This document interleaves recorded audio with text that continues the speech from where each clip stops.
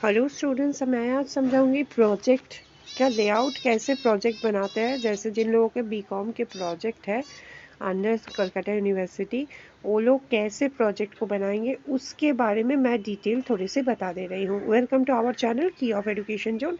ये देखिए, ये है आपका प्रोजेक्ट लेआउट। यहाँ पे देखिए, पहले आप क्या कर रहे हैं, प्रोजेक्ट रिपोर्ट, जो कि आपके फर्स्ट पेज है, उसमें आप क्या बना रहे हैं, प्रोजेक्ट रिपोर्ट। कैसे प्रोजेक्ट रिपोर्ट का आप फॉन्ट साइज फॉर्मेट देख लीजिए, आपको इसी तरीके से बनाना है। ओके, इससे कोई भी, मैं आपको हेडिंग का कितना फॉन्ट साइज है, टाइम्स न्यू रोमन में बनाना है, ये सारे बात भी बता देती हूँ। ये देखिए, किस एरिया में कर रहे हैं आप, किस एरिया की स्टडी हो रहा है, फिर उसका स्पेसिफाइड टाइटल। सपोज आप फिनेंशियल लेके कुछ चीज़ें कर रहे हैं तो उसके ऊपर में आपके स्पेसिफाइड टाइटल, आप तो टोटल ओवरऑल पूरा पूरा वर्ल्ड के नहीं बना रहे हैं फिनेंशियल, तो किस चीज़ के बना रहे हैं उसको। सबमिटेड बाय, यहाँ पे कैंडिडेट का नेम रहना चाहिए, CU roll number, CU registration number, college का रोल नंबर, ये format. Okay, next next supervised by, कौन से टीचर के गाइडेंस में आप ये बना रहे हैं, कॉलेज के नेम, ये सारे चीज़ें कौन से डेट और मंथ में आप सबमिशन कर रहे हैं। ये जो फॉर्मेट है, ये है फर्स्ट पेज के। इसी तरीके से आपको लेआउट जैसा है वैसे ही आपको बनाना है, ठीक है। इसमें आपको मैं पूरा एक बार दिखा दे रही हूँ। ये देखिए, कौन से एरिया या कौन से टॉपिक के ऊपर काम कर रहे हैं, स्पेसिफाइड आपके प्रोजेक्ट के नेम क्या है वो आप बता रहे हैं, फिर आपके डिटेल, फिर सुपरवाइज़र के नेम और कॉलेज नेम। इसको इसी फॉर्मेट में कोई अलग से कलरफुल ब्ला ब्ला ब्ला नहीं बनाना है, इसी तरीके से बनाना है। ओके, नेक्स्ट हो गया, सेकेंड पेज में चले आए हम। इसमें एक्नॉलेजमेंट दे रहे हैं आप, स्पेसिफाइड आपके, ये एक फॉर्मेट है, इसी लैंग्वेज को रखना है, लेकिन आपका डिटेल आपको भरना है। इसमें कुछ एक्नॉलेजमेंट ऐसा नहीं होना चाहिए कि आप उल्टा सीधा कुछ भी लिख दिए, ऐसा नहीं। यहाँ पे प्रिंसिपल के नेम, एचओडी के नेम, सुपरवाइजर के नेम, ये सारे स्पेसिफाइड रहना चाहिए। और obviously your details also, your name, your college roll number, CU roll number. College roll number की ज़रूरत नहीं, सीयू रोल नंबर हो तभी चलेगा, ठीक है। ये एक्नॉलेजमेंट वेरी स्पेसिफाइड रहना चाहिए इसी फॉर्मेट में। फॉन्ट साइज मैं फिर से बता दे रही हूँ, आपको क्या करना है, टाइम्स न्यू रोमन में 12 साइज है, इससे ज़्यादा छोटा भी नहीं, इससे बड़ा भी नहीं। ओके, तो इसी फॉर्मेट को मेंटेन करना है, किसी भी तरीके से कुछ भी लिख दिए कुछ भी। और यहाँ पे स्टूडेंट डिटेल्स, स्टूडेंट्स के नेम, और कोई कलरफुल बना दिए, कुछ उल्टा सीधा पिक्चर यहाँ पे साट दिए, ऐसे नहीं। अब रहेगा सुपरवाइजर सर्टिफिकेट। सुपरवाइजर आपको अगर कर रहे हैं, आप अगर ही है तो ही, शी है तो शी, ये स्पेसिफाइड। यहाँ पे ही शी है तो वही डाल दिए, हमको कंफ्यूजन है कि आप कौन है, ऐसे नहीं, specified. Okay, your name should be specified, आपके डिटेल दे के ही इसको बनाना है। यहाँ पे ये जस्टिफाइड अलाइनमेंट होगा, यहाँ पे अलाइनमेंट थोड़ा बिगड़ा हुआ है। आपका पूरा प्रोजेक्ट का अलाइनमेंट रहेगा जस्टिफाइड, मतलब दो तरफ ही आपका सेम तरीके से साइज रहेगा। यहाँ पे क्या क्या डिटेल दिखाया हुआ है देखिए, सुपरवाइजर सर्टिफिकेट्स, इसमें सुपरवाइजर का ये आपके नेक्स्ट आ रहा है, एक्नॉलेजमेंट के बाद ही। इसका ऐसा नहीं आगे पीछे कर सकते हैं। ओके, सुपरवाइजर सर्टिफिकेट्स एक ही पेज में रखिए, एक साथ में दिखाया है स्टूडेंट डिस्क्रिप्शन। स्टूडेंट डिस्क्रिप्शन आप दूसरे पेज में चले जाइए, ठीक है। एनेक्स्चर 1 एनेक्स्चर 2 है ये, तो ये 2 सेकेंड पेज में। यहाँ पे स्टूडेंट डिक्लेरेशन, आप स्टूडेंट डिक्लेयर कर रहे हैं कि आप खुद से बना रहे हैं प्रोजेक्ट। ऑब्वियसली आपके प्रोजेक्ट आपको ही बनाना है, कहीं से कॉपी पेस्ट हो तो उसमें नंबर कट होता है, ये आपको नॉलेज रहना चाहिए। ये एक साथ में एक पेज में दिखाया हुआ है तो एक ही पेज में डाल दिया, ऐसे नहीं। नेक्स्ट पेज, ओके, इसलिए मैं ये वीडियो फॉर्मेट में आपको मैसेज सेंड कर रही हूँ ताकि पूरे के पूरे समझ में आए। ठीक है, तो फर्स्ट हो गया आपका, सेकंड पेज हो गया आपका, थर्ड पेज हो गया, ये आएगा स्टूडेंट डिस्क्रिप्शन। फोर्थ पेज में फॉर्मेट दिया हुआ है लेकिन आपके स्पेसिफाइड। ठीक है, अब आ गए टेबल ऑफ कंटेंट में। टेबल ऑफ कंटेंट का फॉर्मेट भी यही रहना चाहिए।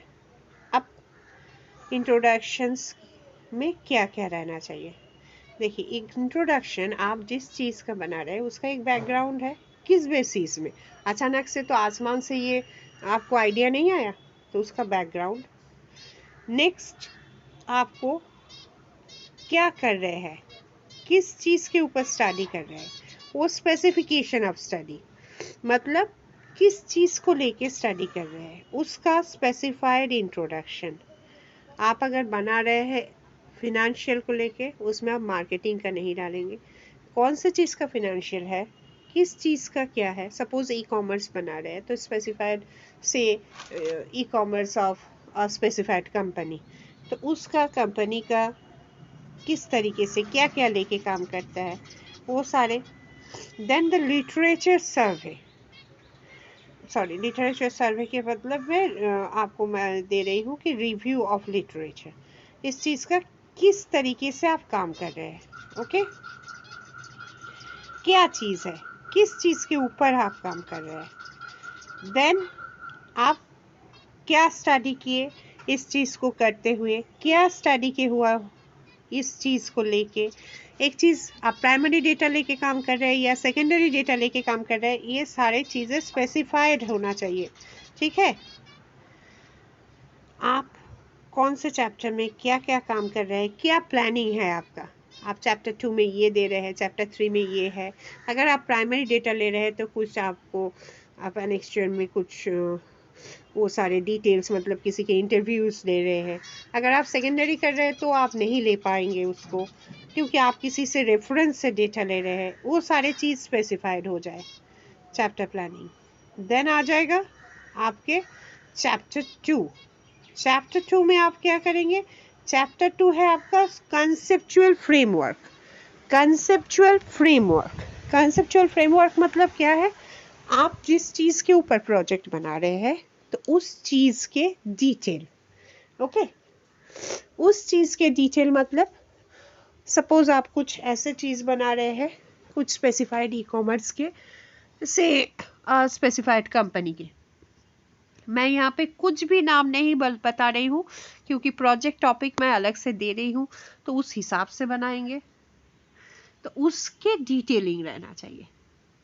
नेक्स्ट आ रही हूँ मैं थर्ड चैप्टर, जहाँ पे आप जो काम किए हैं उसका कुछ एनालिसिस होगा, डेटा एनालिसिस होगा, कुछ प्रेजेंटेशन होगा, ऑब्वियसली कुछ ग्राफिकल रिप्रेजेंटेशंस, ये सारी चीज़ें आपको यहाँ पे देना पड़ेगा स्पेसिफाइड।